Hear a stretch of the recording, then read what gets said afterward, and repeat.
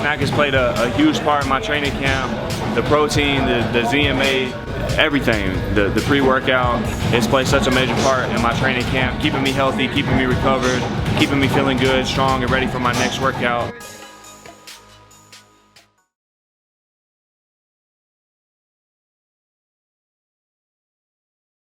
Hey everybody, Marcos Villegas here in New York at Madison Square Garden, being joined with the trainer of Gennady Golovkin, Mr. Johnathon Banks. A few days out from your man's chance to become a middleweight champion of the world.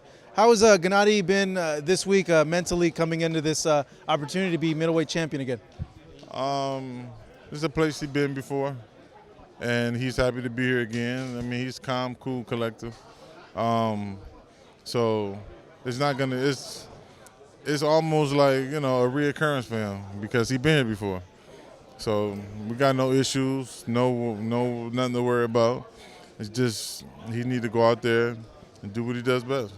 As a trainer, when you bring your fighter into fight week, what do you usually like to do with them up until the weigh-in? Spend a lot of, I guess we do a lot of talking, going over different things. We make sure we keep a certain aspect of the training up every day, and just making sure everything is good. Do you do any like psychology type things or like mental coaching or like visualization with your fighters coming into this week at all? I do, but they don't realize it. They don't realize it? No, they don't realize it, but they don't supposed to. Yeah. That's the whole point of doing it. They don't supposed to realize it.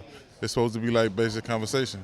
When you get somebody a basic conversation and you ask the right questions and you say the right things, you can pull out of them and whatever you want. You can make them think about the narrative you trying to push over to them.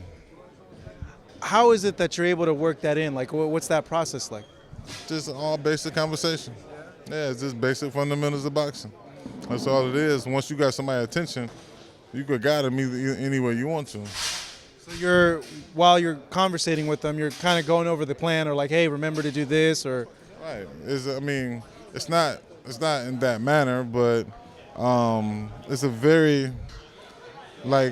psychological way that I do certain things, and I say certain things so we can go down a certain path. Everything is leading to a certain way, so I know how things can be on fight night, because doing a short conversation we have in a corner, by the time Saturday night come, whatever I say to him in the corner, he would have been heard it 1,000 times by then, or maybe more than 1,000. And it's going to be something I could yell that could trigger something else, and he keep going. And it's about building process. Like, you know how if you about to do a speech, you don't need to read the speech word for word. You just need to write down key words. And that word will trigger something else to make you elaborate even further. This word will trigger something else to make you elaborate even further. And that's the process of it. How long ago did you develop this, and like when? I don't know. Was it something from Manny, or is it something that you developed yourself? No, it's not. I can't give myself no credit. This is the Emmanuel Stewart's to the heart, to the core, you know. But it's like you don't know what he's doing. I didn't realize what he was doing until like years and years down the line. And all the time I was consuming this whole thing.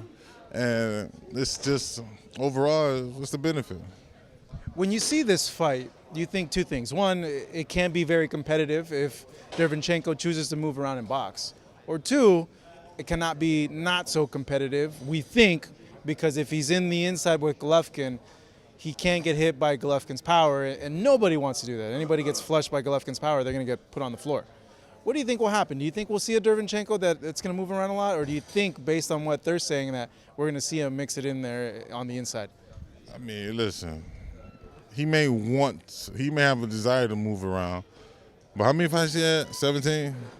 I've never seen him move around in 17 fights. Yeah, me neither. So you mean tell me this one particular fight? Maybe, because he wants to avoid the power? But the biggest fight of his career, he's going to not do what he's been doing to get him here? Makes no sense.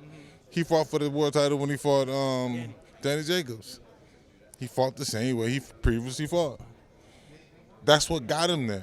That's what got him a close fight with Danny Jacobs. So why change now? Do I think he want to get in a gunslinging contest with Triple G? No, I don't think so. But will he? I pretty much think so, because he got this weight that he fighting. That's just the way it is. I mean, can he change up in a couple, maybe a month or two in the training camp? We'll see. But when he get hit, will he revert back to the same kid he been? Who knows? We'll see. But a lot of things you could change about a fighter, but the natural makeup of a person / fighter is not gonna change. Like I can't stop Triple G from being a power puncher. I can't stop him. That's his natural makeup, But I could build on top of that. So we'll see what they tried to build on, or did they try to change something about Derevyanchenko. We'll see that on fight night, but I just don't see it happening. I think he's gonna do. I think his benefit, he do a lot of turns. He do a lot of turns, a lot of movement. That's his benefit. If he changed that, he either come straight forward or go straight backwards. That'd be the craziest thing to do in a fight of this magnitude. Keep up the same thing that got you here. Your twists and turns is what made him look even better than, I can't say than what he was. It makes him look good when he do that. And that's something that he's gonna change. I think it's me personally, I think that would be crazy to do. What do you make of the twists and turns? Do you think it can complicate things for Gennady? I think it's not about. I think it could complicate things for any fighter. I mean, one example, we had a Mexican fighter, heavyweight, with short arms. He get close, he go let his hands go. He fought. Matter of fact, it was a sellout show. It was the sellout crowd at the Staples Center. He fought Vitaly Klitschko. Ariola fought Vitaly Klitschko. All he did was turn him. He kept turning him. Bop, bop, turn. Bop, bop, turn. He only could hit what's in front of you. And every time he started moving, he started messing up. So the turn worked. He kept going, he kept maneuvering, whether it's left or to the right. He just kept him turning. It worked. So, I mean, it's something that can work and it can cause problems. If he do that, can I make adjustments? Yes. Can I stop it? Yes. Can I give instructions to give an antidote to that? Of course. But I think that's the makeup of Derevyanchenko. I hope he don't change it for his sake, but it's up to him whether he do or don't. Either way it go, whatever he brings to the table, we got adjustments and we got 26 letters, If game A don't work, plan B, plan C, whatever. We got 26 letters. We got a bunch of stuff. So, do you think, in your opinion, that the fight goes a full 12 rounds, or do you think that Gennady will end up stopping him? I'm always hoping for a stoppage. Always hoping for a knockout. We work really hard, so I think the best way to celebrate is the knockout. Do you see it style-wise? Or do you have like a gut feeling that? I see it style-wise. I think it eventually end up being in the gunslinging contest and somebody go get caught or hurt. And your guy fully confident that he has the bigger gun? Yeah. I mean, the record reflect that. Yeah. You look at the definition of both guns, you got a long list on my side. So